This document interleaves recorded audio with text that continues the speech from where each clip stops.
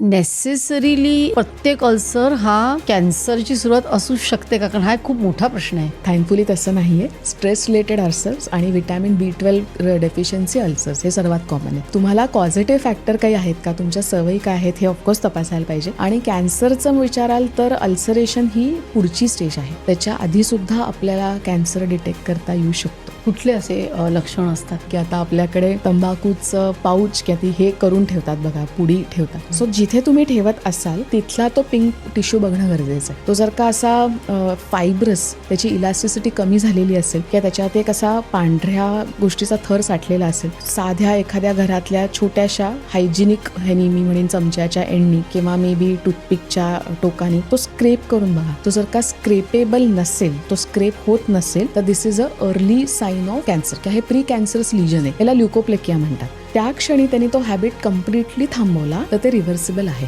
जेव्हा तो pre cancerous लिजन properly cancerous बनतो तेव्हा त्याचं रूपांतर अल्सरेशन मध्ये होतं.